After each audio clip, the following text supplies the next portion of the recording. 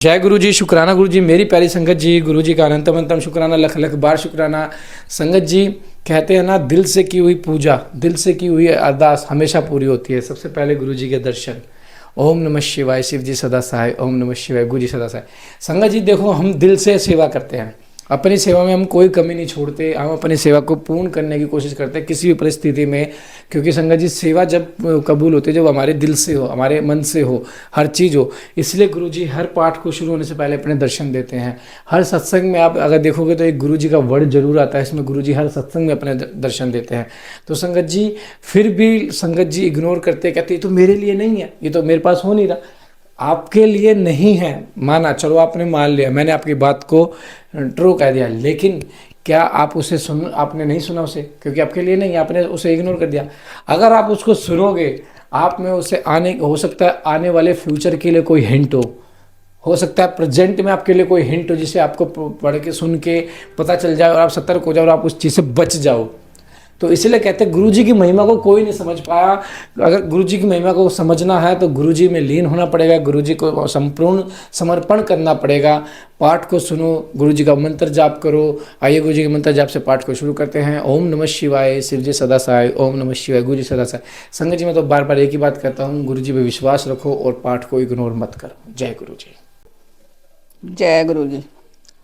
ब्रह्मा जी का रुद्रदेव से सती के साथ विवाह करने का अनुरोध, श्री विष्णु द्वारा अनुमोदन और श्री रुद्र की इसके लिए स्वीकृति। ब्रह्मा जी कहते हैं कि श्री विष्णु आदि देवताओं द्वारा की गई उस स्तुति को सुनकर सबकी उत्पत्ति के हेतु भूत भगवान शंकर बड़े प्रसन्न हुए और जोर जोर से हंसने लगे। मुझ ब्रह्मा और विष्णु को अपनी अपनी पत्नी के साथ आया हुआ देख महादेव जी ने हम लोगों से यथोचित वार्तालाप किया और हमारे आगमन का कारण पूछा। रुद्र बोले, हरे हे विदे तथा हे देवता और महर्षियों, आज निर्भय होकर यहाँ अपने आने का ठीक ठीक कारण बताओ।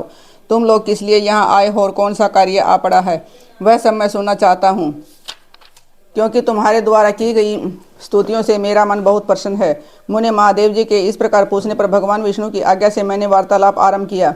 मुझ ब्रह्मा ने कहा कि देव महादेव करुणासागर शंभो, हम दोनों इन देवताओं और ऋषियों के साथ जिस उद्देश्य से यहाँ आए हैं उसे सुनिए। वृषभ ध्वज, विशेषतः आपके ही लिए हमारा यहाँ आगमन हुआ है, क्योंकि हम तीनों सारथी हैं। सृष्टि चक्र के संचालन रूप प्रयोजन की सिद्धि के लिए एक दूसरे के सहायक हैं। सारथी को सदा परस्पर यथा योगा सहयोग करना चाहिए, अन्यथा यह जगत टिक नहीं सकता। महेश्वर, कुछ ऐसे असुर उत्पन्न होंगे जो मेरे हाथ से मारे जाएंगे, कुछ भगवान विष्णु के और कुछ आपके हाथों नष्ट हो जाएंगे। महाप्रभु, कुछ असुर ऐसे होंगे जो आपके वीर्य से उत्पन्न होकर पुत्र के हाथ से ही मारे जा सकेंगे। प्रभु, कभी कोई विरले ही असुर ऐसे होंगे जो माया के हाथों वध को प्राप्त होंगे। आप भगवान शंकर की कृपा से ही देवताओं को सदा उत्तम सुख प्राप्त होगा। घोर असुरों का विनाश करके आप जगत को सदा स्वास्थ्य एवं अभय प्रदान करेंगे। अथवा यह भी संभव है कि आपके हाथों से कोई भी असुर न मारा जाए, क्योंकि आप सदा योग युक्त रहते हुए राग द्वेष से रहित हैं तथा एक मात्र दया करने में ही लगे रहते हैं। इस यदि वे असुर ही भी आधारित हों, आपकी दया से अनुग्रहित होते रहें, तो सृष्टि और पालन का कार्य कैसे चल सकता है। अतः वृषभ ध्वज, आपको प्रतिदिन सृष्टि आदि के उपयुक्त कार्य करने के लिए उद्यत रहना चाहिए। यदि सृष्टि पालन और संहार रूप कर्म न करने हो, तब तो हमारे माया से जो भिन्न भिन्न शरीर धारण किए हैं उनकी कोई उपयोगिता अथवा औचित्य नहीं है। वास्तव में हम तीनों एक ही हैं, कार्य के भेद से भिन्न भिन्न देह धारण करके स्थित हैं। यदि कार्य भेद न सिद्ध हो, तब तो हमारे रूप भेद का कोई प्रयोजन ही नहीं है। देव एक ही परमात्मा परमेश्वर तीन स्वरूपों में अभिव्यक्त हुए हैं। इस रूप भेद में उनकी अपनी माया ही कारण है। वास्तव में प्रभु स्वतंत्र है, वे लीला के उद्देश्य से ही यह सृष्टि आदि कार्य करते हैं। भगवान श्रीहरि उनके बाएं अंग से प्रकट हुए हैं और मैं ब्रह्मा उनके दाएं अंग से प्रकट हुआ हूँ, और आप रुद्रदेव उन सदाशिव के हृदय से आविर्भूत हुए हैं। अतः आप ही शिव के पूर्ण रूप हैं। प्रभु, इस प्रकार अभिन्न रूप होते हुए भी हम तीनों रूप में प्रकट हैं। सनातन देव, हम तीनों उन्हीं भगवान सदाशिव और शिवा के पुत्र हैं। इस यथार्थ तत्व का आप हृदय से अनुभव कीजिए। प्रभु, मैं और श्री विष्णु आपके आदेश से प्रसन्नतापूर्वक लोक की सृष्टि और पालन के कार्य कर रहे हैं तथा कार्य कारणवश सपत्नीक भी हो गए हैं। अतः आप भी विश्व हित के लिए तथा देवताओं को सुख पहुँचाने के लिए एक परम सुंदरी रमणी को अपनी पत्नी बनाने के लिए ग्रहण करें। महेश्वर, एक बात और है, इसे सुनिए। मुझे पहले के वृत्तांत का स्मरण हो आया है। पूर्व काल में अपने ही शिव रूप से जो बात हमारे सामने कही थी, वही इसे सुना रहा हूँ। आपने कहा था कि ब्रह्मण, मेरा ऐसा ही उत्तम रूप तुम्हारे अंग विशेष ललाट से प्रकट होगा, जिसकी लोक में रुद्र नाम से प्रसिद्धि होगी। तुम ब्रह्मा सृष्टिकर्ता हो गए, श्री हरि जगत का पालन करने वाले हुए, और मैं सगुण रुद्र रूप होकर संहार करने वाला होऊंगा। एक स्त्री के साथ विवाह करके लोक के उत्तम कार्य की सिद्धि करूंगा। अपनी कही हुई इस बात को याद करके आप अपनी ही पूर्व प्रतिज्ञा को पूर्ण कीजिए। स्वामिन, आपका यह आदेश है कि मैं सृष्टि करूं, श्री हरि पालन करें और आप स्वयं संहार के हेतु बनकर प्रकट हों। सो आप साक्षात शिव ही संहारकर्ता के रूप में प्रकट हुए हैं। आपके बिना हम दोनों अपना अपना कार्य करने में समर्थ नहीं हैं। अतः आप एक ऐसी कामनी को स्वीकार करें जो लोकहित के कार्य में तत्पर हैं। संभो जैसे लक्ष्मी भगवान विष्णु की और सावित्री मेरी सहधर्मिणी है, उसी प्रकार आप इसे समय अपनी जीवन सहचरी प्राण वल्लभ को ग्रहण करें।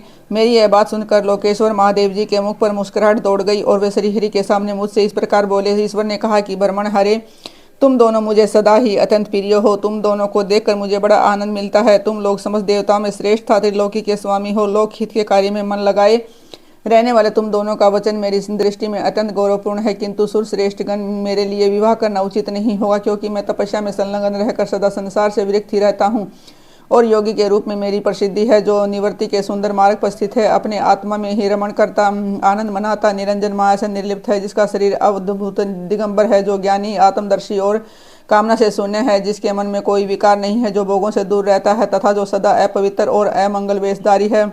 उसे संसार में कामनी से क्या प्रयोजन है? यह है इस समय मुझे बताओ तो सही। मुझे तो सदा केवल योग में लगे रहने ही पर ही आनंद आता है। ज्ञानहीन पुरुष ही योग को छोड़कर भोग को अधिक महत्व देता है। संसार में विवाह करना प्राय बंधन में बंधना है, इसे बहुत बड़ा बंधन समझना चाहिए। इसलिए मैं सत्य सत्य कहता हूँ, विवाह के लिए मेरे मन में थोड़ी सी भी अभिरुचि नहीं है। आत्मा ही अपना उत्तम अर्थ या स्वार्थ है। इसका भली भांति चिंतन करने के कारण मेरी लौकिक या स्वार्थ में प्रवृत्ति नहीं होती। तथापि जगत के हित के लिए तुमने जो कुछ कहा उसे करूंगा। तुम्हारे वचन को गरिष्ठ मानकर अथवा अपनी कही हुई बात को पूर्ण करने के लिए मैं अवश्य विवाह करूंगा, क्योंकि मैं सदा भक्तों के वश में रहता हूँ। परंतु मैं जैसी नारी को प्रिय पत्नी के रूप में ग्रहण करूंगा, जैसे जैसे शर्त के साथ गए करूंगा, उसे सुनो। हरे ब्रह्मन, मैं जो कुछ कहता हूँ वह सर्वथा उचित ही है। जो नारी अब मेरे तेज को विभाग पूर्व ग्रहण कर सके, जो योगिनीता इच्छा अनुसार रूप धारण करने वाली हो, उसी को तुम पत्नी बनाने के लिए मुझे बताओ। जब मैं योग में तत्पर हूँ तब उसे भी योगिनी बनकर रहना होगा, और जब मैं कामासक्त हूँ तब उसे भी कामनी के रूप में ही मेरे पास रहना होगा। वेद वेता विद्वान जी ने अविनाशी बतलाते हैं, उन ज्योति स्वरूप सनातन शिव का मैं सदा चिंतन करता हूँ और करता रहूँगा। ब्रह्मण, उन सदाशिव के चिंतन में मैं जब मैं न लगा हूँ तभी उस भामिनी के साथ मैं समागम कर सकता हूँ। जो मेरे शिव चिंतन में विघ्न डालने वाली होगी वह जीवित नहीं रह सकती, उसे अपने जीवन में हाथ धोना पड़ेगा। तुम विष्णु और मैं तीनों ही ब्रह्म स्वरूप शिव के अंशभूत हूँ, अतः महाभागगण हमारे लिए उनका निरंतर चिंतन करना ही उचित है। कमलासन, उनके चिंतन के लिए मैं बिना विवाह के भी रह लूंगा, किंतु उनका चिंतन छोड़कर विवाह नहीं करूंगा। अतः तुम मुझे ऐसी पत्नी प्रदान करो जो सदा मेरे कर्म के अनुकूल चल सके। ब्राह्मण, उसमें मेरी एक और शर्त है, उसे तुम सुनो। यदि इस स्त्री का मुझ पर और मेरे वचन पर अविश्वास होगा तो मैं उसे त्याग दूंगा। उनकी यह बात सुनकर मैंने और श्रीहरि ने मंद मुस्कान के साथ मन ही मन प्रसन्नता का अनुभव किया। फिर मैं विनम्र होकर बोला, नाथ महेश्वर प्रभु, आपने जैसी नारी की खोज आरंभ की है, वैसे ही स्त्री के विषय में मैं आपको प्रसन्नतापूर्वक कह रहा हूँ। साक्षात सदाशिव की धर्म पत्नी जो उमा है, वे ही जगत का कार्य सिद्ध करने के लिए भिन्न भिन्न रूप में प्रकट हुई है। प्रभु, सरस्वती और लक्ष्मी, ये दो रूप धारण करके वे पहले ही यहाँ आ चुकी हैं। इनमें लक्ष्मी तो श्री विष्णु की प्राण वल्लभा हो गई और सरस्वती मेरी अब हमारे लिए यह तीसरा रूप धारण करके प्रकट हुई है। प्रभु, लोक हित का कार्य करने की इच्छा रखने वाली देवी शिवा दक्ष पुत्री के रूप में अवतीर्ण हुई है। उनका नाम सती है। सती ही ऐसी भार्या हो सकती है जो सदा आपके लिए हितकारिणी हो। देवे से महातेजस्विनी सती आपके लिए आपको पति रूप में प्राप्त करने के लिए दृढ़तापूर्वक कठोर व्रत का पालन करती हुई तपस्या कर रही है। महेश्वर, आप उन्हें वर देने के लिए जाइए, कृपा कीजिए और बड़ी प्रसन्नता के साथ उन्हें उनकी तपस्या के अनुरूप वर देकर उनके साथ विवाह कीजिए। शंकर भगवान विष्णु की, मेरी तथा इन संपूर्ण देवताओं की यही इच्छा है। आप अपनी शुभ दृष्टि से हमारी इस इच्छा को पूर्ण कीजिए, जिससे हम आदरपूर्वक इस उत्सव को देख सकें। ऐसा होने से तीनों लोकों में सुख देने वाला परम मंगल होगा और सबकी सारी चिंता मिट जाएंगी, इसमें संशय नहीं है। तदंतर मेरी बात समाप्त होने पर लीला विकरण करने वाले भक्त वत्सल महेश्वर से मधुसूदन अच्युत ने इसी का समर्थन किया है। तब भक्त वत्सल भगवान शिव ने हंसकर कहा, तुम बहुत अच्छा, ऐसा ही होगा। उनके ऐसा कहने पर हम दोनों उनसे आज्ञा ले अपनी पत्नी तथा देवता और मुनियों के साथ अत्यंत प्रसन्न हो अपने अभिष्ट स्थान को चले आए। सती को शिव से वर की प्राप्ति था। भगवान शिव का ब्रह्मा जी को दक्ष के पास भेजकर सती का वर्णन करना। ब्रह्मा जी कहते हैं कि मुने, उधर सती ने आश्विन मास के शुक्ल पक्ष की अष्टमी तिथि को उपवास करके भक्ति भाव से सर्वेश्वर शिव का पूजन किया है। इस प्रकार नंदाव्रत पूर्ण होने पर नवमी तिथि को दिन में ध्यान मगन हुई सती को भगवान शिव ने प्रत्यक्ष दर्शन दिया। उनका श्री विग्रह सर्वांग सुंदर एवं गौर वर्ण का था। उनके 5 मुख थे और प्रत्येक मुख में 3-3 नेत्र थे। भाल देश में चंद्रमा शोभा दे रहा था। उनका चित्त प्रसन्न था और कंठ में नील चिन्ह दृष्टिगोचर होता था। उनके 4 भुजाएं थी। उन्होंने हाथ में त्रिशूल ब्रह्म कपाल वर तथा अभय धारण कर रखे थे। बसमय अंग राग से उनका सारा शरीर उद्भाषित हो रहा था। गंगा जी उनके मस्तक की शोभा बढ़ा रही थी। उनके सभी अंग बड़े मनोहर थे। वे महान लावण्य के धाम जान पड़ते थे। उनके मुख करोड़ों चंद्रमाओं के समान प्रकाशमान एवं आह्लादजनक थे। उनकी अंग कांति करोड़ों कामदेव को तिरस्कार कर रही थी तथा उनकी आकृति स्त्रियों के लिए सर्वथा ही प्रिय थी। सती ने ऐसे सौंदर्य माधुर्य से युक्त प्रभु महादेव जी को प्रत्यक्ष देकर उनके चरणों की वंदना की। उस समय उनका मुख लज्जा से झुक गया था।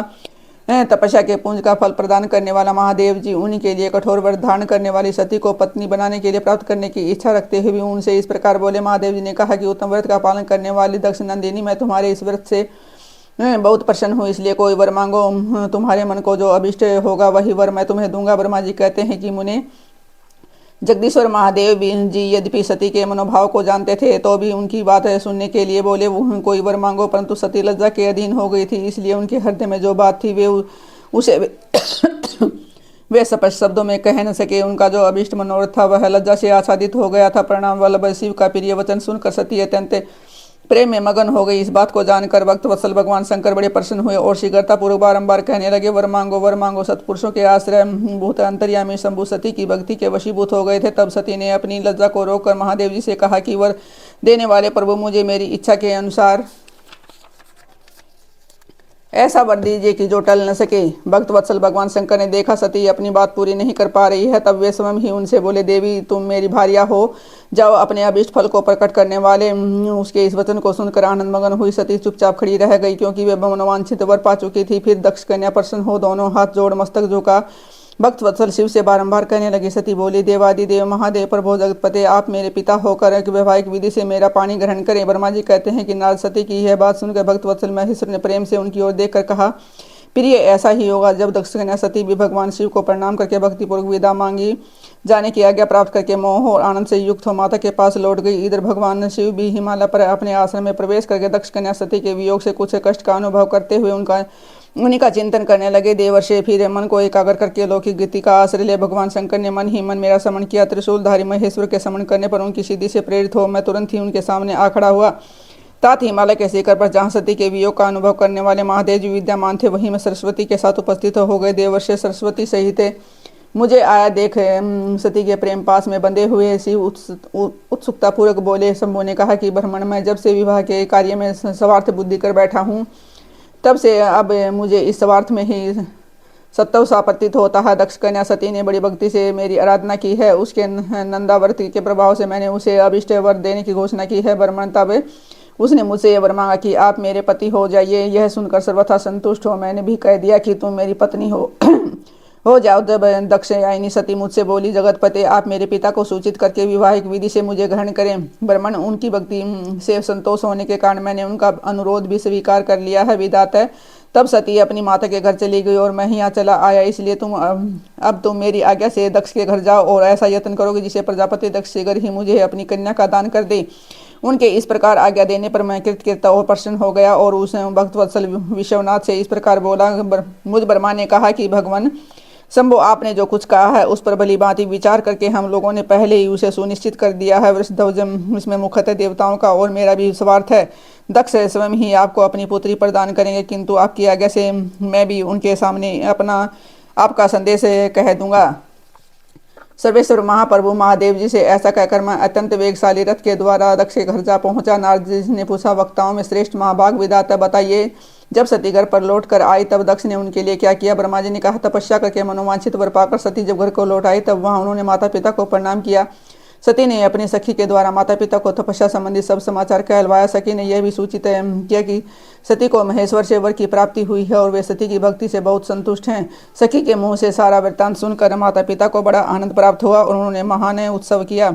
उदार चेता दक्ष और मनस्विनी वारिणी ने ब्राह्मणों को उनकी इच्छा के अनुसार द्रव्य दिया तथा अन्याय, अंधों और दीनों को भी धन बांटा। प्रसन्नता बढ़ाने वाली अपनी पुत्री को हृदय से लगाकर माता वारिणी ने उसका मस्तक सूंघा और आनंद मगन होकर उनकी बारंबार प्रशंसा की। तदंतर सब कुछ काल व्यतीत होने पर धर्मयोगों में श्रेष्ठ दक्ष इन चिंता में पड़े कि मैं अपनी इस पुत्री का विवाह भगवान शंकर के साथ किस तरह करूं। महादेव जी प्रसन्न होकर आए, पर वे तो चले गए। अब मेरी पुत्री के लिए वे फिर कैसे यहाँ आएंगे कि यदि किसी को शीघ्र ही भगवान शिव के निकट भेजा जाए तो यह भी उचित नहीं जान पड़ता, क्योंकि यदि वे इस तरह अनुरोध करने पर भी मेरी पुत्री को ग्रहण न करे तो मेरी यात्रा निष्फल हो जाएगी।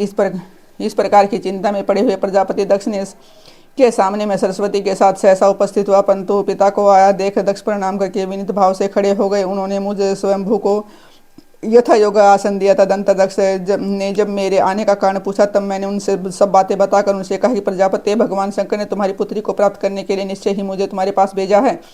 इस विषय में जो श्रेष्ठ कृत्य है उसका निश्चय करो। जैसे सती ने नाना प्रकार के भावों से तथा सात्विक व्रत के द्वारा भगवान शिव की आराधना की है, उसी तरह वे भी सती की आराधना करते हैं। इसलिए दक्ष भगवान शिव के लिए ही संकल्पित एवं प्रकट हुई अपनी इस पुत्री को तुम अविलंब उनकी सेवा में सौंप दो। इससे तुम कृतकृत्य हो जाओगे और मैं नारद के साथ जाकर उन्हें तुम्हारे घर ले आऊंगा। फिर तुम उन्हीं के लिए उत्पन्न हुई अपनी यह पुत्री उनके हाथों में दे दो। ब्रह्मा जी कहते हैं कि नारद जी, यदि यह बात सुनकर मेरे पुत्र दक्ष को बड़ा हर्ष हुआ। वे अत्यंत प्रसन्न होकर बोले, पिताजी ऐसा ही होगा। तब मैं अत्यंत हर्षित हो वहाँ से उस स्थान को लौटा जहाँ लोक कल्याण में तत्पर रहने वाले भगवान शिव बड़ी उत्सुकता मेरी प्रतीक्षा कर रहे थे। नारद मेरे लौट आने पर स्त्री और पुत्री सहित प्रजापति दक्ष भी पूर्ण काम हो गए और वे इतने संतुष्ट हैं मानो अमृत पीकर अघा गए हों।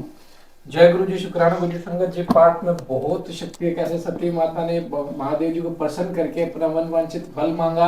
आप भी गुरु जी को प्रसन्न करके अपने इच्छा अनुसार फल मांगिए, वर मांगिए, गुरु जी आपको जरूर देंगे। ऐसा हो ही नहीं सकता कि गुरु जी ना दे।